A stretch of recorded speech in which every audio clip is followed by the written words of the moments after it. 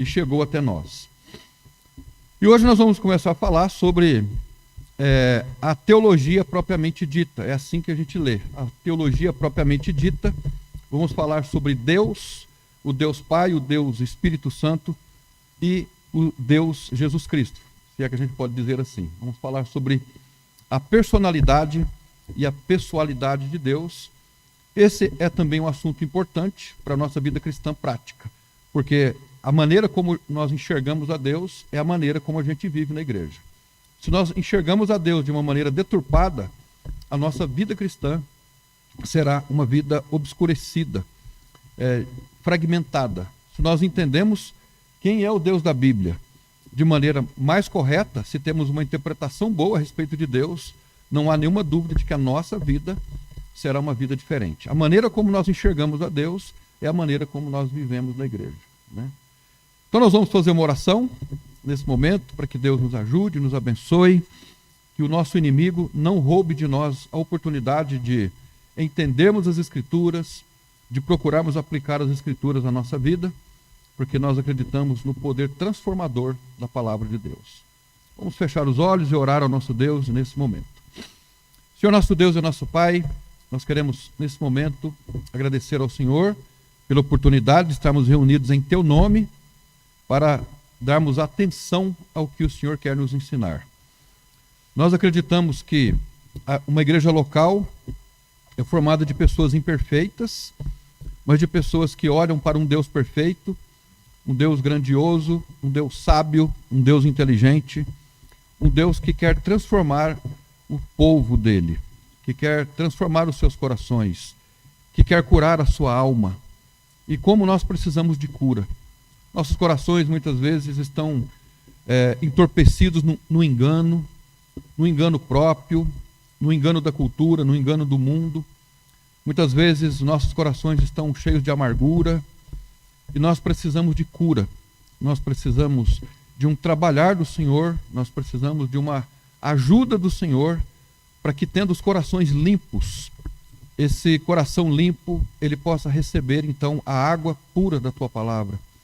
E essa água nos transforme, nos lave, para que nós vivamos uma vida com contentamento, uma vida cheia de gratidão, e que esse coração transformado, que essa vida interior transformada, possa colocar no nosso rosto um rosto de alegria, um rosto de contentamento, um rosto que transmita isso, alegria no Senhor, porque a Tua palavra nos diz que a alegria no Senhor é a nossa força, e nós precisamos de força para os embates do dia a dia, no trabalho, onde quer que seja, nós precisamos dessa força.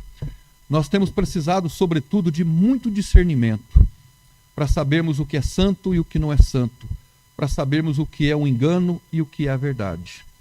E nós oramos hoje de manhã para que o Senhor nos conduza a toda a verdade, somente a verdade. Que o Teu Espírito sonde os nossos corações e nos ajude a vivermos de acordo com a vontade do Senhor, que é boa, que é agradável e perfeita. Nesta manhã eu oro por todos os irmãos aqui, para que o Senhor possa dar a todos discernimento, possa fortalecer a todos no Senhor.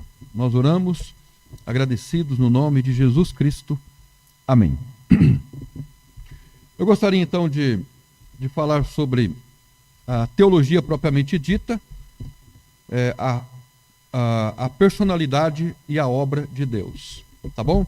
Então, lembrando que é um assunto doutrinário, nós estamos estudando doutrina. Então, a participação dos irmãos é importante, fazendo uma pergunta, uma observação, para nós todos aprendermos sobre ele.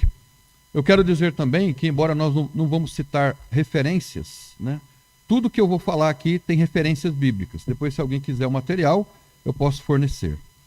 Então, nós vamos começar a falar sobre Deus, dizendo que há um só Deus, que existe eternamente em três pessoas distintas. Então veja, há um só Deus que existe em três pessoas distintas, o Pai, o Filho e o Espírito Santo. Essas três pessoas são iguais em poder, atributos e glória. Então o Pai é igual ao Filho, que é igual ao Espírito, em poder, atributos e glória. O Pai é poderoso? É. O Espírito Santo é poderoso? É. O Senhor Jesus Cristo é poderoso? Sim. São 3 pessoas, no entanto, a Bíblia afirma que essas 3 pessoas formam uma só pessoa. E o que difere uma pessoa da outra? São os ofícios. O Pai tem um ofício, o Filho tem um outro ofício e o Espírito Santo tem um outro ofício. Por ser único, somente Deus é digno de adoração. Ele é santo, é justo e ele é também amor. Ele é o Rei eterno, imortal, invisível, que habita na luz inatingível e cheia de glória. Ele quem? O Pai, ele quem? O Filho, ele quem? O Espírito. Esse Deus criou o universo diretamente, sem uso da matéria pré-existente. Então Deus criou do nada o tudo. No livro de Gênesis, nós lemos lá no começo, no princípio criou Deus. A palavra criou, palavra bara, significa trazer do nada a existência. Então esse Deus de quem nós estamos falando, ele criou do nada a matéria. O que não existia, ele trouxe a existência. Então existia terra antes? Não. Existia o mar antes? Não. Existia todos os elementos da natureza que formam essa composição do universo? Não. Deus criou do nada. Do nada ele trouxe tudo a existir. E ele fez isso em 6 dias normais. 6 dias de 24 horas. De horas como nós temos agora. Então, o que veio a existir não foi através de um processo de evolução. Deus criou em 6 dias tudo que nós enxergamos no mundo criado. Embora a doutrina da Trindade de Deus seja bíblica e fundamental ao cristianismo, a palavra Trindade não está na Bíblia. Então, se você folhear a sua Bíblia, você não vai encontrar a palavra Trindade. A doutrina da Trindade, nós vamos falando sobre ela ao longo dos nossos estudos, é uma doutrina implícita. Ela não é explícita. O que é uma doutrina explícita? Uma doutrina explícita é uma doutrina que está declarada por um versículo ou por um conjunto de versículos. Porém, a doutrina da Trindade é uma doutrina implícita. Ela é subentendida. No entanto, ela é existente. Ela não é totalmente explicada. Não há elementos no sentido de totalidade que possa explicar a doutrina da Trindade. Ou seja, nós poderíamos aqui explicar tudo sobre a Trindade? Não. Mas nós não podemos negar as proposições bíblicas sobre a Trindade. Se alguém perguntar assim, dá para explicar tintim por tintim a doutrina da Trindade? Não, não dá para explicar. No entanto, ela é declarada na Bíblia. E se ela é declarada, nós precisamos aceitá-la como verdade absoluta de Deus. Ao longo da história, houveram muitas controvérsias sobre a doutrina da Trindade. E nós vamos fazer só algumas menções, mas antes disso, nós vamos fazer alguma leitura bíblica para nós entendermos então essa doutrina. Vamos abrir nossas Bíblias no livro de Atos.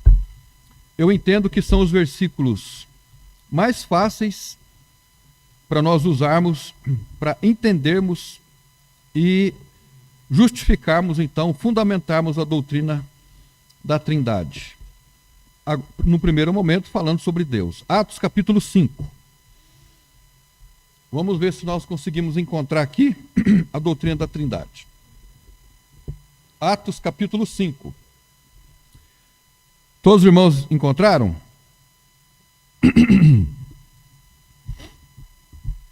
Vamos lá então. Versículo 1.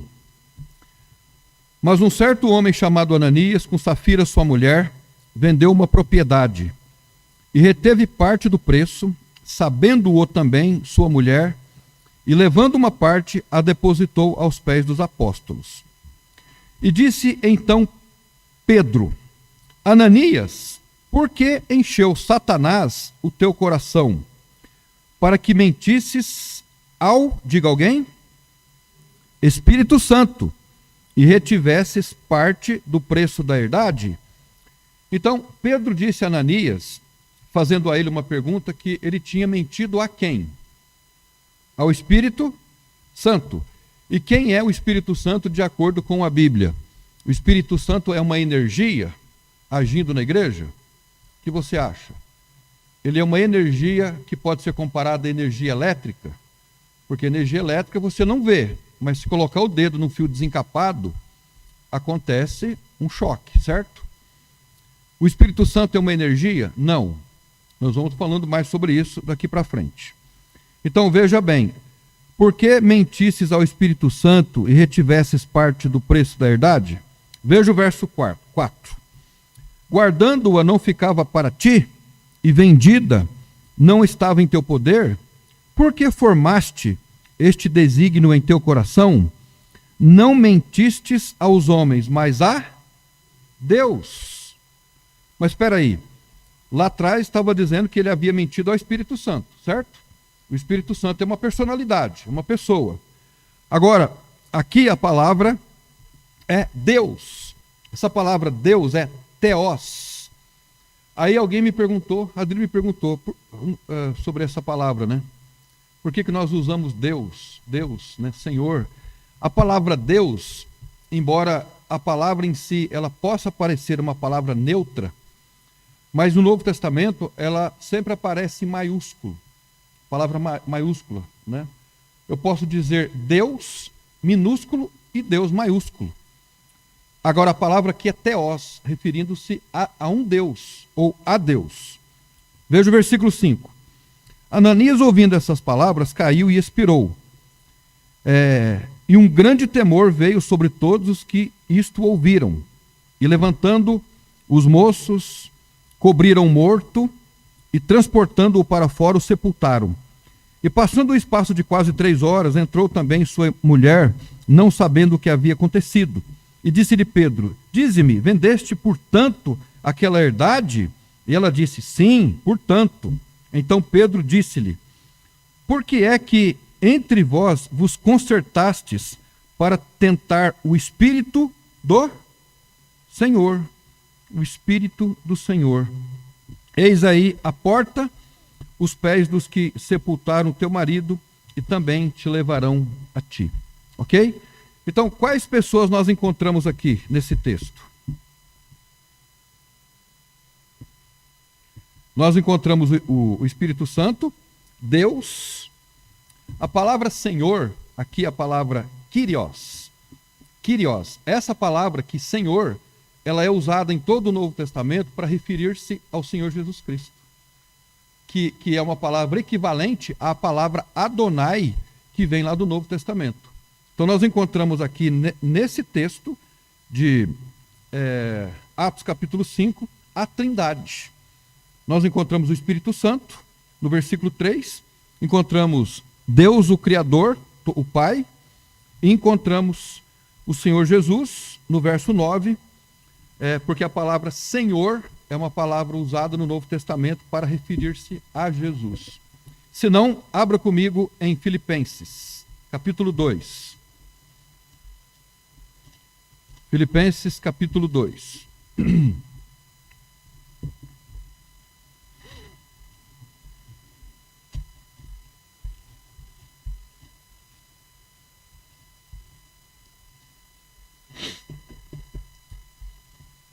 Encontraram?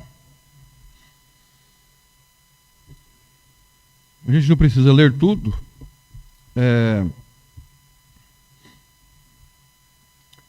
Veja o versículo 7, 2:7. Melhor dizendo, o 6. Que sendo em forma de Deus, não teve por usurpação ser igual a Deus, mas fez-se a si mesmo de nenhuma reputação, tomando a forma de servo, fazendo-se semelhante aos homens, e achado na forma de homem, humilhou-se a si mesmo, sendo obediente até a morte de cruz. Por isso também Deus o exaltará soberanamente, e lhe deu um nome que é sobre todo nome, para que ao nome de Jesus se dobre todo o joelho dos que estão nos céus e na terra, e debaixo da terra, e toda língua confesse que Jesus Cristo é o Senhor é a mesma palavra lá de Atos, a palavra Kyrios. Não há nenhum outro personagem na Bíblia que a Bíblia se refere como Senhor, a não ser o Senhor Jesus Cristo. Ok? Então, lá no livro de Atos, nós subentendemos, veja, a doutrina da Trindade, sobre a personalidade de Deus, ela não é explícita, mas ela é subentendida. Então, de acordo com esses textos, fica subentendido que o Pai é um, o Espírito é um, o Senhor Jesus é um, mas os três são uma só pessoa. Veja também Romanos 8:9. Romanos 8:9. É só para nós termos aqui um fundamento daquilo que nós estamos dizendo. Romanos 8:9. Veja lá. Vós, porém, não estáis na carne, mas no Espírito. Se é que o Espírito de Deus habita em vós, mas se alguém não tem o Espírito de Cristo, esse tal não é dele. Ok? Então, o que nós aprendemos aí nesse versículo? Alguém pode me dizer o que você... Na leitura simples, superficial, sem precisar fazer uma interpretação, uma exegese, o que é que a gente aprende aqui? Paulo está falando para os irmãos da igreja de Roma. Vós, porém, não estáis na carne, mas no Espírito. A palavra Espírito lá está em maiúsculo. Então, significa que nós estamos no Espírito Santo. Se é que o Espírito de Deus, né, habita em vós, mas se alguém não tem o Espírito de Cristo, esse tal não é dele. O que a gente aprende aí? Só nesse versículo. Dá para ver a Trindade aí? Sim ou não? Dá para ver, claramente, né? Eles são vistos, as três pessoas aí são vistas como uma só. É uma doutrina subentendida. No ano de 160 a 222, depois de Cristo, viveu um homem chamado Tertuliano. Ele é visto como uma das pessoas importantes da igreja cristã. E Tertuliano, ele foi a primeira pessoa a usar pela primeira vez a palavra Trindade. A palavra Trindade foi inserida por ele, para fazer um contraponto a um outro homem que viveu mais tarde. Quer dizer, ele já fez o contraponto a um outro homem que viveu mais tarde, chamado Ário, que rejeitava a doutrina da divindade de Jesus Cristo. Então, era uma doutrina antiga chamada de ariana, que existe até os dias de hoje, né? Então, a posição ortodoxa usada e adotada pela igreja no Concílio de Nicéia em 325 e também depois no Concílio de Calcedônia no ano 451 foi que existe só um Deus na pessoa do Pai, do Filho e do Espírito Santo, ok? E um pouco mais tarde, já aqui no século XVIII, criou-se uma outra doutrina chamada de deísmo, que enfraqueceu com a tendência, com o desejo de enfraquecer a doutrina do Deus Todo-Poderoso, né? Então, o deísmo prega até hoje que Deus existe, mas ele não está nem aí para mim, nem para você. Inclusive, existe um autor do deísmo que diz que, para explicar a crença, ele falou que Deus criou o mundo, deu corda e soltou. Aí o mundo, né, vive da maneira como ele bem entende. Essa é a doutrina do deísmo. E recentemente tem surgido essa doutrina do deísmo, que ensina que Deus está muito longe, ele é um Deus transcendente. E existe um outro desequilíbrio que prega sobre um Deus muito imanente. Eu vou explicar o que significa isso. Então, o deísmo ensina que Deus está muito longe, e que ele está tão longe que ele não está nem aí para a vida de ninguém. Ele não se importa, vamos dizer assim. É um Deus que não é onisciente, ele não é onipotente, e ele não é onipresente. Essa é uma doutrina, hoje, defendida por alguns cristãos. Que qualquer coisa que aconteça no mundo, Deus está totalmente aquém. Por exemplo, as pessoas estão passando fome porque elas querem. Deus está longe de tudo isso. É um conceito de transcendência de Deus. Ele é muito transcendente, ele está muito fora. E, por um outro lado, o conceito de imanente. Já o conceito de imanência de Deus ensina que Deus está tão perto de nós que ele é o cara legal. Já ouviu alguém dizer isso? Jesus é um cara legal, ele é meu amigo. Deus é o nosso amigo? Ele é o nosso amigo se nós estamos em intimidade com ele. Mas Deus não é o amigo de muita gente que diz que ele é amigo delas, né? Deus não é o nosso colega. Deus não é alguém que está debaixo da nossa autoridade. Então, existem desequilíbrios a respeito do conceito de Deus, né? É o que nós escrevemos esses dias atrás, que Deus é como se fosse alguém que estivesse a nosso dispor. Deus, eu quero isso, faz isso por mim. Deus, eu quero... Quando eu precisar do Senhor, eu procuro o Senhor, né? Então, é o que nós falamos. O conceito que a gente tem de Deus é como a gente vive na igreja de Deus. Se nós temos um conceito de que Deus é um cara legal, de que ele aceita tudo que eu faço sem que haja sobre a minha vida nenhuma consequência, então tudo bem, né? Ou se eu vivo como um Deus que está longe, Deus, na verdade, ele está tão longe que ele nem existe. Ele não está presente na minha vida.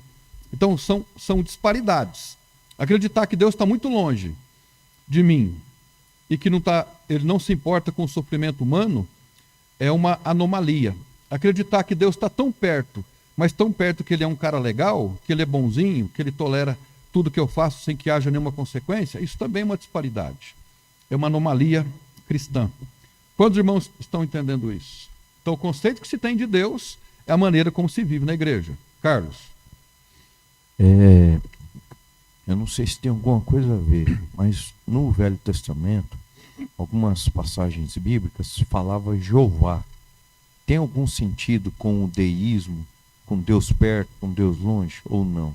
A palavra Jeová é uma palavra que foi usada, na verdade é o tetagrama, né? O nome de Deus mesmo, que foi usado lá por Moisés, quando ele usa a palavra, diga que o eu sou me enviou a vós. Aquela palavra lá, lá está o tetagrama, que são 4 consoantes do alfabeto grego. Hebraico. Mas são palavras impronunciáveis, não tem nenhuma vogal, então não dá para pronunciar, né? Então, o tetagrama de Deus, que refere-se ao nome de Deus, que é o verbo, né? Eu sou, foi colocado algumas palavras, as vogais, para dar para nós, principalmente para nós, né, a palavra no sentido de para ser pronunciada. Por isso que a gente fala Jeová, ou Iavé, vamos dizer assim, né? Agora, é uma palavra bíblica, que quer dizer Deus, né? Quer dizer Deus. Então, a palavra Jeová é a palavra Deus, para nós entendermos. Mas existem outras palavras que se referem ao Deus Criador. A palavra Adonai, por exemplo. Adonai, no Velho Testamento, quer dizer dono, proprietário. No Velho Testamento, uma pessoa que fosse dono de uma propriedade, por exemplo, poderia você se referir a ele como Adonai. Você é o dono de uma propriedade, né? É dono de escravos, por exemplo. Mas essa palavra também foi inserida no contexto bíblico para referir-se a Deus como dono do universo, né? Não sei se eu respondi aí. Agora, no Novo Testamento, essas palavras ganharam equivalentes. Por exemplo, no Velho Testamento, quando você referia-se, usava a palavra Adonai, referindo-se a Deus, o Criador, a palavra equivalente para ela, na língua grega, é a palavra Kyrios. Quando alguém jamais ousaria dizer que ela era um Kyrios. E Jesus fez isso. Por isso que os fariseus queriam apedrejar a Jesus. Porque eles podiam pensar, esse cara está blasfemando, ele tem que ser apedrejado. Mas ele não foi apedrejado por isso. Ele continuou sendo ele o Senhor. Ok? Mais alguma pergunta, irmãos? Mais alguma observação sobre isso? Então, só fazendo aqui uns trocadilhos, né? A palavra politeísmo ensina que existem vários deuses. A palavra panteísmo nega que exista um Deus distinto da criação. Eu digo, por exemplo, que uma vaca é Deus, mas se ela não é Deus, ela faz parte de um todo que se chama Deus. É uma ideia. O deísmo, ele nega que Deus se envolva com o mundo. Essa é uma crença presente em muitas igrejas evangélicas hoje, né? O deísmo. Se você me perguntar, mas qual igreja evangélica pregaria isso? declaradamente a igreja do Ricardo Gondim. É uma igreja grande, lá do Espírito Santo, que antigamente era Igreja Batista, não sei se ainda é, Igreja Betesda. Ele é deísta, né? E agora a esposa dele, isso também está declarado, não é uma? Ela declarou-se como cética, ela não acredita mais em Deus.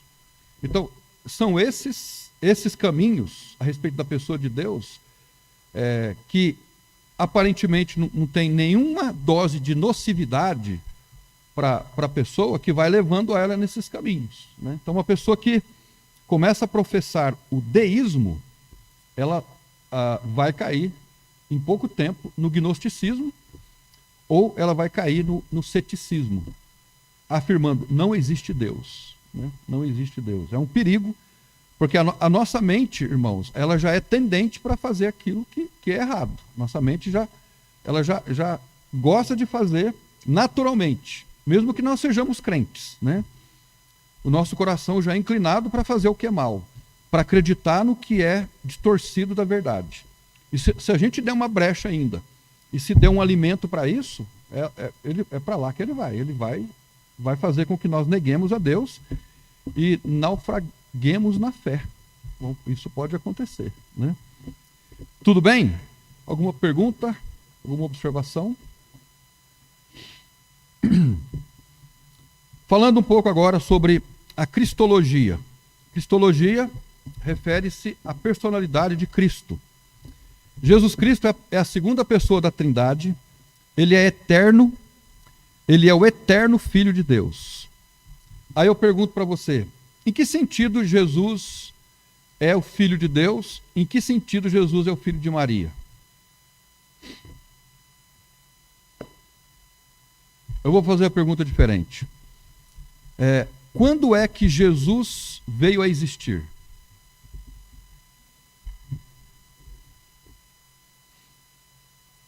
Alguém tem uma resposta diferente? Quando é que... Por que Jesus é chamado de o Filho de Deus? Um filho não é alguém que é gerado? Por que Jesus é chamado de Filho de Deus? Ok.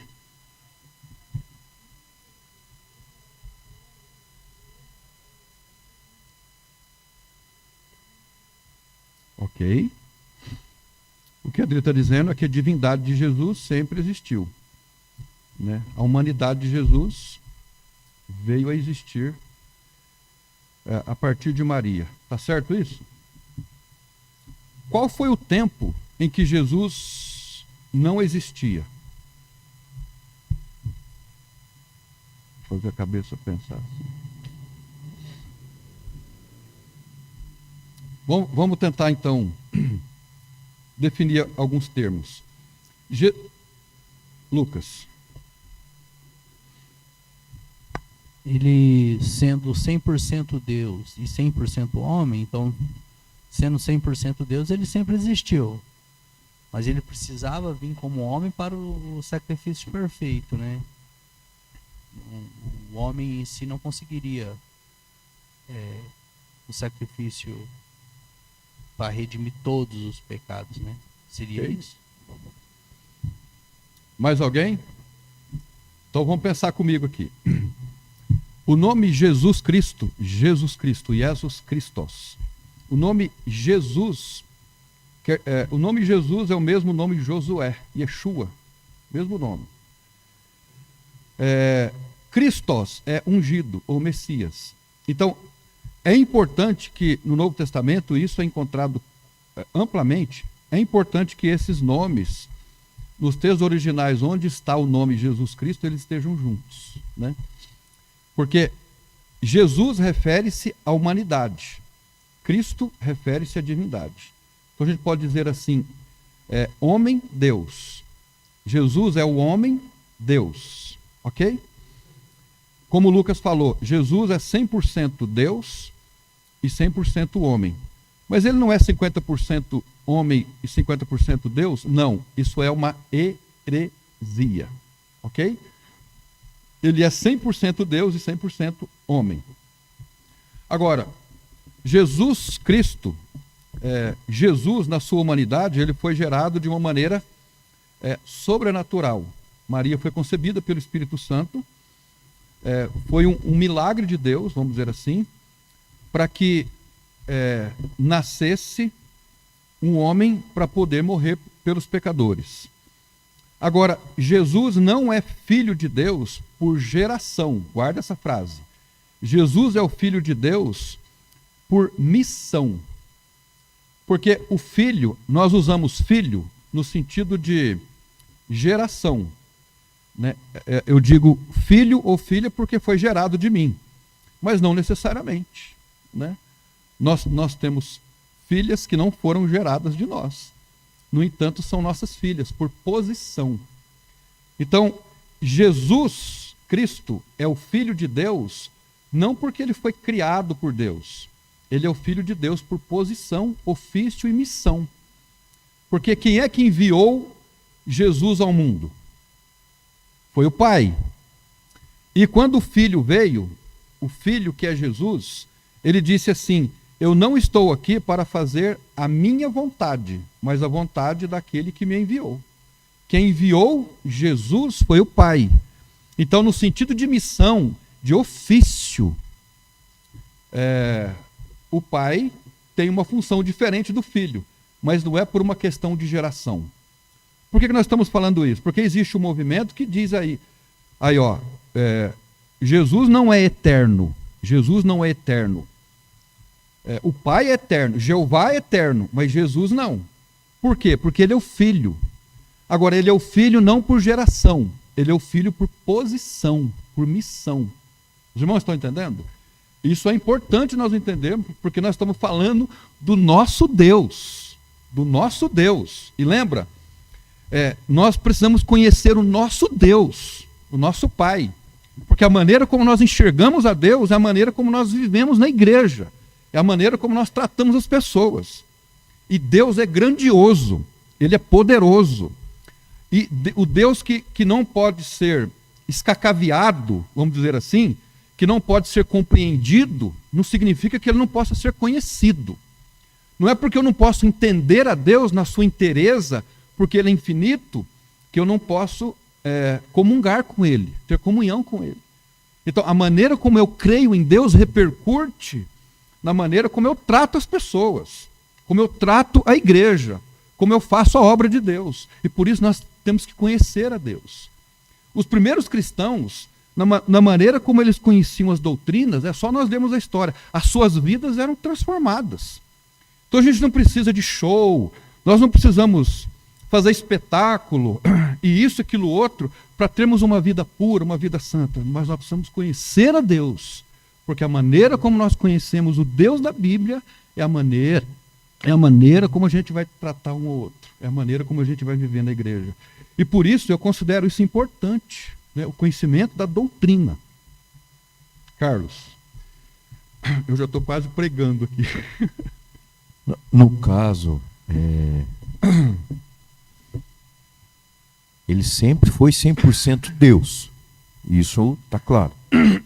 Aí, essa confusão, não sei se eu estou sendo claro, mas essa confusão, ele sempre foi 100% homem? Não. Entendeu a minha pergunta? Ele não. Ele sempre foi 100% Deus.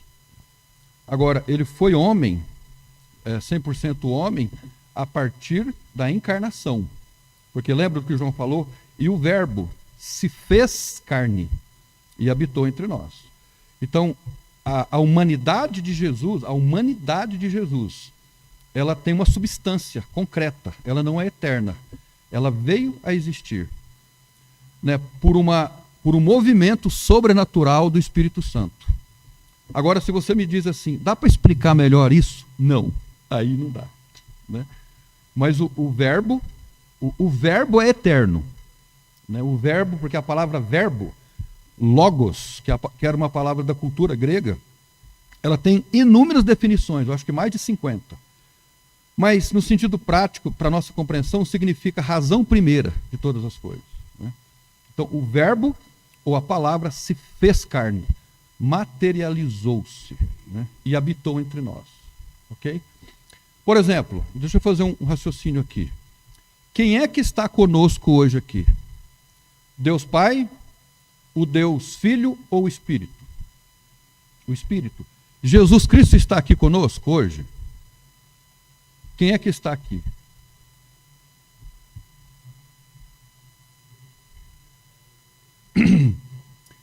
Onde está Jesus Cristo? Agora, nesse momento. Agora são falta 10 para as 10. 8 para as 10. Onde Jesus Cristo está agora, nesse momento? À destra do Pai. E onde o Pai está?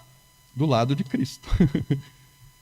E quem está aqui então conosco? O Espírito Santo. Qual é a diferença em termos da compreensão humana? Veja, a diferença em termos da compreensão humana, da nossa capacidade de observação, porque nós somos observadores da doutrina. O Espírito Santo aqui entre nós, ele é invisível. A gente não está vendo ele, mas ele está aqui, não está? Amém? Quando a gente vai para casa, ele vai com a gente? Vai com a gente. Em qualquer lugar onde nós estejamos, ele está conosco, mesmo porque ele reside no nosso corpo, nós somos o templo do Espírito, e ele reside na igreja. São duas esferas de atuação do Espírito. Ele está no corpo, porque nós somos o templo, mas ele está na igreja. Quando a igreja se reúne, o Espírito Santo está agindo por meio dela. Ela é a agência de movimentos do Espírito Santo no mundo. Por isso que nós precisamos entender o que é uma igreja. Nós vamos falando sobre isso ainda. Quem é Deus e o que é uma igreja. Porque a maneira como a gente entende a doutrina é a maneira como a gente vai viver a vida cristã. Não sei quem que fez a observação, né, sobre isso. Alguém tinha levantado a mão? Ah, o Sérgio, desculpa. Na realidade, eu ia ler um versículo, né, que em Colossenses, né? Pode ler. Fala, né? O qual é a imagem de Deus invisível, o primogênito de toda a criação. Porque nele foram criadas todas as coisas que há nos céus e na terra, visíveis e invisíveis, sejam tronos, sejam dominações, sejam principados, sejam potestades. Tudo foi criado por ele e para ele. E ele é antes de todas as coisas, e todas as coisas subsistem por ele. E ele é a cabeça do corpo da igreja, é o princípio e o primogênito dentre os mortos, para que em tudo tenha preeminência. O dia que eu entendi o que significa essa palavra subsiste aí, ela é usada também em Hebreus, né? A palavra subsiste. Você pode ler essa palavra, o contexto que ela está. Subsiste. E ele é antes de todas as coisas, e todas as coisas subsistem por ele. E todas as coisas subsistem por ele. Na língua, no verbo, a palavra original, entenda bem o que eu vou dizer, significa que todas as coisas subsistem por ele. O verbo, esse verbo transmite a ideia de que agora, 5 para as 10, o mundo todo está sendo segurado por ele. O verbo transmite essa ideia. Os irmãos estão entendendo? Então, as coisas agora, nesse momento, elas precisam de alguém para elas subsistirem. Se Deus não estiver agora sustentando o mundo, se ele pudesse tirar a mão dele, as coisas se desfariam. Ele não somente criou, mas ele faz com que elas subsistam. Ele é o Deus que intervém na história da nossa vida, irmãos. O dia que eu entendi o que essa palavra significa, eu quase chorei. Eu já estou quase chorando agora. Deus sustenta as coisas agora. Elas não foram deixadas. Elas subsistem. A chuva, o sol, a minha vida, a sua vida. Irmãos, nós não fomos deixados. Lembra quando Jesus deixa os discípulos, depois da sua ressurreição e antes da sua assunção, ele falou assim: e eis que estou convosco todos os dias, até a consumação dos séculos. Os séculos não foram consumados ainda. Então, ele está conosco, mas na pessoa do Espírito Santo. Ok? Esse versículo aí é formidável de Colossenses. Mais alguma pergunta, irmãos? Então veja, Ele nasceu de uma virgem, nasceu da Virgem Maria. Pode perguntar, Júlia. Ela queria entender melhor a questão de Jesus ser 100% homem, né? Uhum. E aí, quando ele subiu ao céu, né? Quando ele morreu e depois subiu ao céu, esse 100% continua sendo 100% homem? Ou vai deixar de ser quando a igreja for arrebatada? Pastor, consegue entender? É uma pergunta muito interessante, né?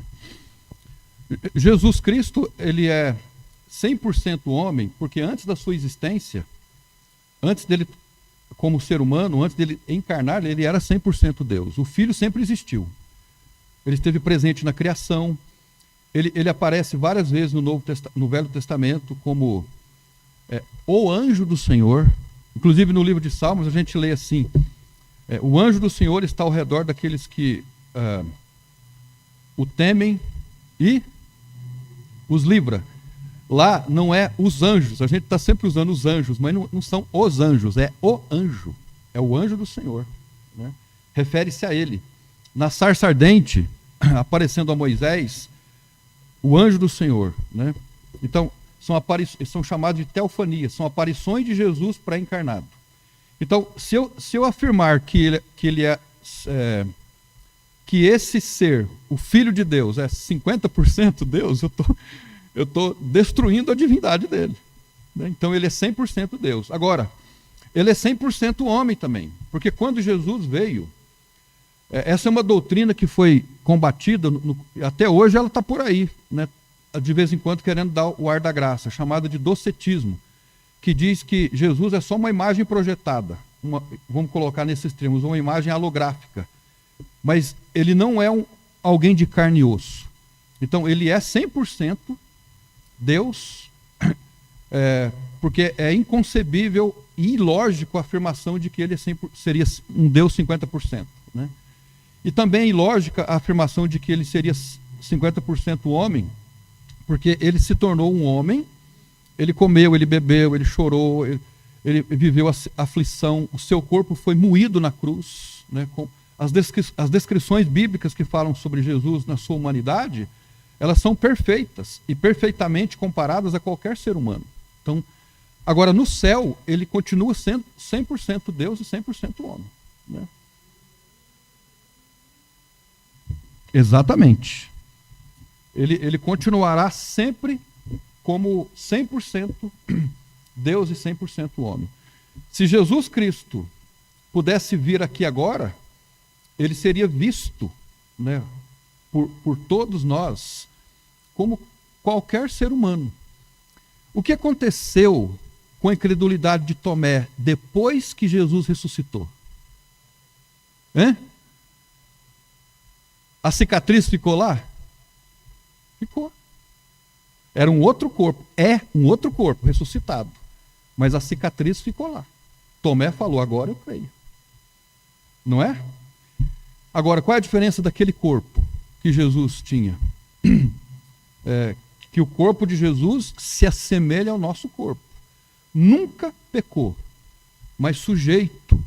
Um corpo sujeito às aflições, a passar fome e tudo mais, né? Agora, o corpo que Jesus herdou depois, na sua ressurreição, é o corpo que nós herdaremos. Jesus é chamado por João de o unigênito do Pai. Lá em Apocalipse, ele é chamado de primogênito do Pai. Primogênito é o irmão mais velho. Então, no sentido de ressurreição, Jesus é nosso irmão.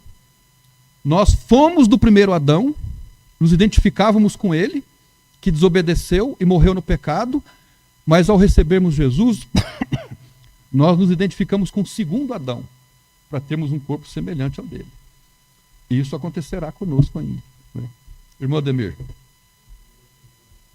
Tomé mesmo, né, que ele apresentou-se para Tomé, né, comeu pão e comeu mel.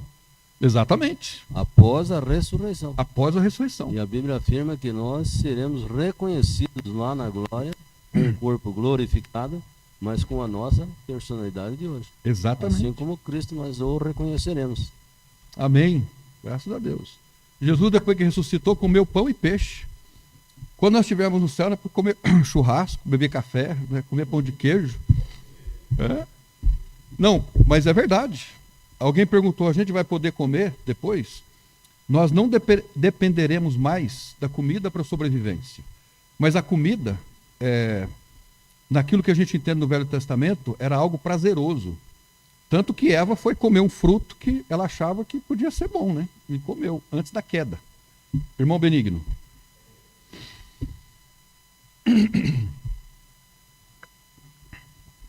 Pastor, com relação ao que o senhor estava comentando no corpo de Cristo no Velho Testamento, a teologia chama de teofania.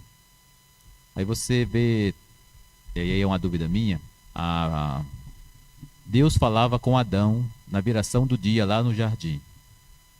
E eu compreendo que ali era um corpo, um ser em corpo, não é? Porque Deus é espírito, né?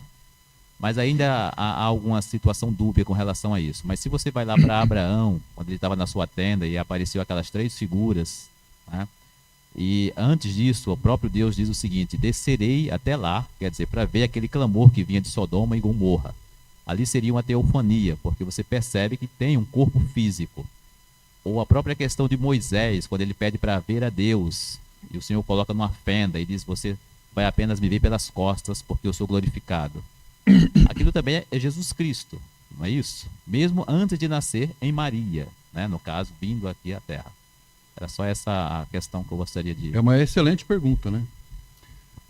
Todas as aparições de Deus são reconhecidas pela teologia, e uma teologia com a qual eu concordo, com a aparição de Jesus Cristo.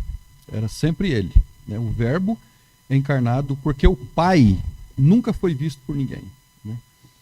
Mas aí você começa a associar, mas o Pai não é o mesmo Jesus? São questões assim que às vezes a gente fica confuso. Mas é uma ótima pergunta. Todas as aparições, inclusive a teologia diz que quem fez com que as coisas existissem foi Jesus Cristo. Lá no Apocalipse, no grande trono branco de Deus, perante o qual todas as pessoas que não crerem no Evangelho estarão para serem jogados no lago de fogo, o Senhor Jesus estará lá no tribunal. É o tribunal, não é o tribunal de Cristo, é o grande trono branco de Deus, né? Mas a teologia entende que ele estará lá, fazendo toda a tarefa do Pai. Então, eu não sei se eu complementei a resposta à pergunta da Júlia, mas ele é 100% Deus, né? A matéria de Jesus não é eterna, né? Ele foi concebido pelo Espírito Santo, mas pelo que se sabe, pelo que se entende, ele sempre será Jesus Cristo, né? O Verbo de Deus que tomou uma forma humana, né? Mais alguma pergunta, irmãos? Observação?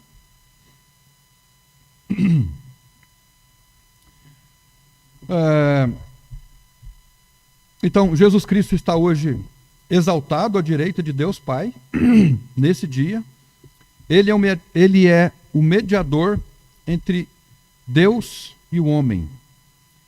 E há uma gama enorme de versículos aqui, eu não pretendo ler, mas não há nenhum outro mediador entre Deus e os homens, só o Senhor Jesus Cristo. Então Maria não é uma mediadora, nenhum santo é um mediador, né? Nenhum.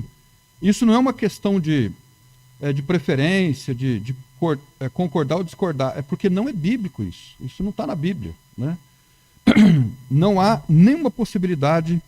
Inclusive, em 1 Timóteo diz que há um só mediador entre Deus e os homens, Jesus Cristo, o homem. Então, se eu preciso de Deus, eu não preciso me recorrer a ninguém, absolutamente, né? Nem se houver uma necessidade. A Bíblia nos ensina que a gente precisa confessar os nossos pecados uns aos outros, né? Para que sareis, né? Porque dependendo dos pecadinhos que a gente tem contra Deus, eles precisam ser confessados, admitidos e abandonados, porque eles podem causar doença espiritual que vai repercutir no corpo. A Bíblia ensina isso em Tiago. Então, nós precisamos confessar os nossos pecados. uns aos outros, quando nós ofendemos uns aos outros. Agora, quando nós precisamos de um Deus, nós vamos somente ao nosso único advogado, o Senhor Jesus Cristo. Ele é o único mediador entre Deus e o homem, mais ninguém, ok? Se você um dia quiser estudar sobre a história de Maria, né, por que ela é a mediadora, basta entendermos a história de Semíramis, lá da mitologia babilônica, e de Tamuz, né, que são... Semíramis não é citada na Bíblia, mas Tamuz é. Tamuz é citado no livro de Ezequiel. O Tamuz é aquele personagem que você fala assim, quando dois jovens estão apaixonados, um ou outro fala assim, mas o fulano foi o Cupido. Só ouviu falar no Cupido? O Cupido é o Tamuz. Ele é o Tamuz da história e que, para muitas crenças hoje, ele é o Jesus. É o mesmo personagem, né? É muito interessante essa história, talvez você deva fazer uma pesquisa sobre isso. Eu garanto para você que você vai ficar de queixo caído com o que descobrir sobre Tamuz, né? Sobre Nimrod, Semíramis. Nimrod foi citado também no livro de Gênesis, capítulo 10. São histórias interessantes que nós devemos procurar entender, porque elas têm repercussões na nossa vida hoje. Mesma coisa, tá tudo ligado, né? São Valentim, né? Dia dos Namorados, isso aí tá tudo atrelado à cultura babilônica. Só que a gente fala assim, mas não tem nada a ver, né? E a Bíblia diz assim, que a sua palavra seja sim, sim e não, não, o que passa disso é de procedência maligna, né?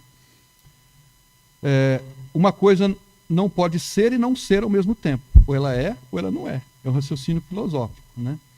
Então uma coisa não pode, por exemplo, o que alguns alegram, mas não tem problema nenhum, era uma festa para Mitra, era uma festa para Baco, mas hoje o cristianismo tomou isso para ele, reivindicou isso para ele, e por isso que existem tantas festas hoje. Mas a Bíblia não diz que uma coisa, não é a Bíblia que diz diretamente desse jeito, uma coisa não pode ser e não ser ao mesmo tempo. Então uma festa pagã, ela não pode ser cristã, jamais, e uma festa cristã jamais poderá ser pagã. Uma festa judaica, por exemplo, ela jamais pode ser. Ela pode até ser feita uma camuflagem ali, mas ela nunca será uma festa pagã, uma festa judaica. Os irmãos estão entendendo essa questão? Mas eu sugiro que leiam sobre isso, façam pesquisa sobre Semíramis, Tamuz e quais são as suas máscaras hoje na nossa cultura atual. Mais alguma pergunta, irmãos? No 5º século, ou melhor dizendo, por cinco séculos, a igreja cristã viveu muitas controvérsias sobre a humanidade de Jesus. Então, ora negavam a divindade de Jesus, ora negavam a humanidade de Jesus. E aí, no ano de 325, no Concílio de Nicéia, foi elaborado um texto interessante, a partir dele, para falar sobre a trindade de Deus e a divindade do Senhor Jesus Cristo. Nos dias de hoje, o liberalismo teológico, que está presente em muitas igrejas, ele afirma que Jesus Cristo não é um ser divino, ele é um ser sobrenatural, que ele não é um ser sobrenatural, né? E que ele não nasceu de uma virgem. Por exemplo, eu vou dizer para vocês, né? Existem pastores que pregam na televisão, por aí, que você ouvindo uma pregação dele, nossa, que pregação formidável, né? Ele não vai declarar isso, mas ele não crê no nascimento virginal de Jesus. Entende? Ele não crê que Jesus Cristo tenha nascido de uma virgem. Ele não crê que Jesus andou sobre as águas. Ele não crê que Jesus transformou água em vinho. Ele não crê em nada do que seja sobrenatural. Qualquer coisa que for sobrenatural é balela. É porque o povo judeu vivia um sofrimento tão grande, uma opressão tão grande, que eles começaram a inventar histórias sobre um personagem a quem eles queriam dar importância. Ok? Então, quero dizer para os irmãos que existe pastor pregando na televisão que acredita nisso. E que quando você escuta ele, na televisão não, na internet, né? Ele falando, você fica impressionado, mas ele é um teólogo liberal. É assim que a gente chama. Ok? Você já leu ou já ouviu o Credo de Atanásio? Quem já ouviu falar no Credo de Atanásio? Nós temos mais 4 minutos. Eu vou ler rapidinho aqui o Credo de Atanásio. Este é um dos textos mais interessantes que eu considero da Idade Média, né, que foi escrito no 4º século por Atanásio. E ele escreveu para defender a doutrina da Trindade. Ok? Esse Atanásio, na Igreja Católica, ele é reconhecido como Santo Atanásio. Mas eu e você não reconhecemos que qualquer pessoa possa ser um santo, né? Possa ser beatificado. Então ele foi um personagem da igreja, ele foi bispo em Alexandria, no Egito. E haja vista que em Alexandria era o berço do gnosticismo, é onde as pessoas não acreditavam que Jesus era Deus. Okay? Eu vou ler para você. E vai tudo entre aspas, né? Todo aquele que quiser ser salvo, é necessário que, acima de tudo, que sustente a fé universal. A fé universal é a fé que pode ser pregada por todos, que é a fé cristã. A qual menos que cada um preserve perfeita e inviolável e certamente perecerá para sempre. Então ele vai delineando o fato de que quem não crê na Trindade está perdido para sempre. E isso é verdade. Não crer na Trindade diz respeito à salvação.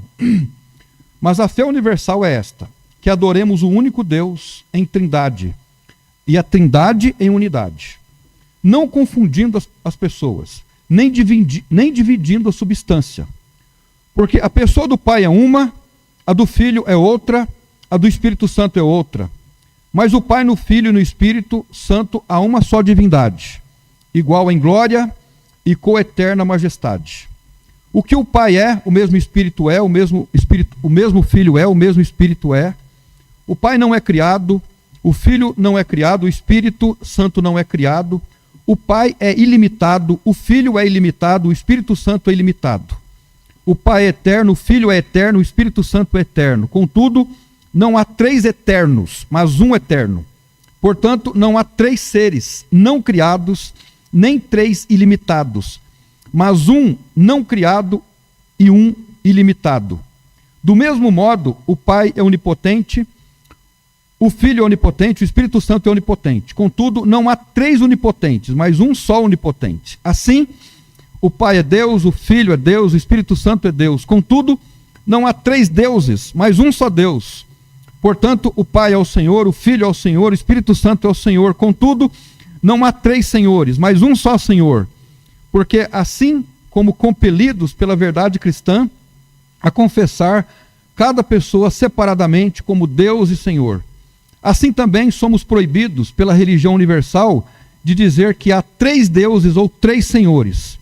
O Pai não foi feito de ninguém, nem criado, nem gerado. O Filho procede somente do Pai, nem feito, nem criado, nem gerado. Olha que interessante isso. O Filho procede do Pai, mas ele não foi feito por ele, nem criado, nem gerado. O Espírito Santo procede do Pai e do Filho, não feito, nem criado, nem gerado, mas procedente. Olha que interessante. Quando Jesus foi assunto aos céus, ele enviou o Espírito. Então o Pai enviou o Filho enviou o Pai. Portanto, há um só Pai, não 3 pais. Um Filho, não 3 filhos. Um Espírito Santo, não 3 Espíritos Santos. Nessa mesma Trindade, nenhum é o primeiro ou o último, nenhum é o maior ou o menor, mas todas as 3 pessoas coeternas são coiguais entre si, de modo que tudo que foi dito acima, tanto a unidade em Trindade como a Trindade em unidade, deve ser cultuada. Logo, todo aquele que quiser ser salvo deve pensar desse modo em relação à Trindade. Mas também é necessário para a salvação eterna que se creia fielmente na encarnação de nosso Senhor Jesus Cristo. Portanto, fé verdadeira que creiamos e confessemos que nosso Senhor e Salvador Jesus Cristo é tanto Deus como homem. Ele é Deus eternamente, gerado da substância do Pai, homem nascido no tempo da substância da sua mãe, perfeito Deus, perfeito homem, subsistindo de uma alma racional e carne humana, igual ao Pai com relação à sua divindade, menor do que o Pai em relação à sua humanidade. Jesus é menor do que o Pai em relação à sua humanidade. O qual, embora seja Deus e homem, não é dois, mas um só Cristo. Mas um, não pela conversão da sua divindade em carne, mas pela sua divindade haver assumido a humanidade. Um, não de algum modo pela confusão de substância, mas pela unidade da pessoa. Então, aqui responde a pergunta da Júlia. Não é uma questão de 50% de cada parte, né? Porque aí seria uma confusão de substância.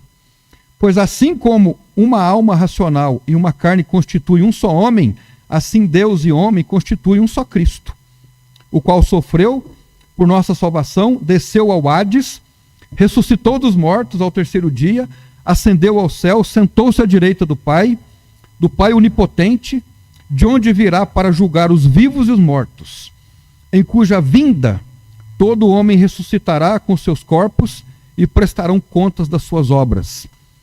Aqueles que houverem feito o bem irão para a vida eterna. Aqueles que houverem feito o mal irão para o fogo eterno. Esta é a fé universal, a qual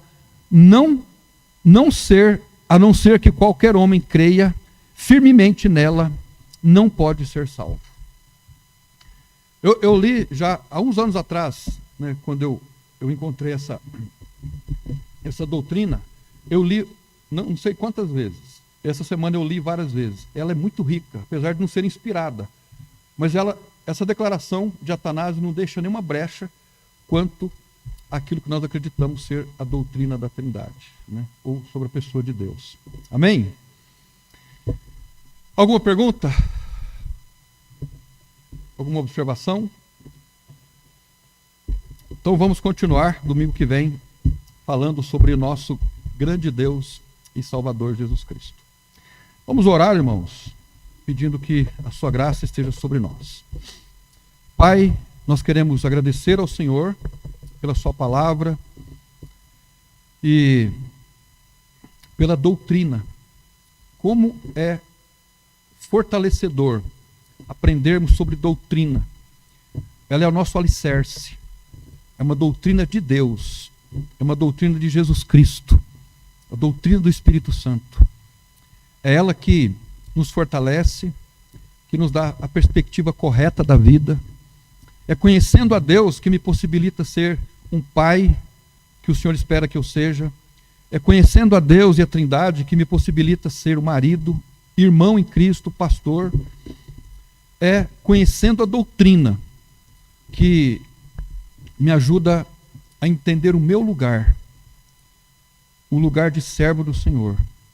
Eu peço ao Senhor que nos ajude, a cada um de nós, a permitir que essas doutrinas perscrutem o nosso coração, que elas fiquem grudadas na parede do nosso coração e nos transforme.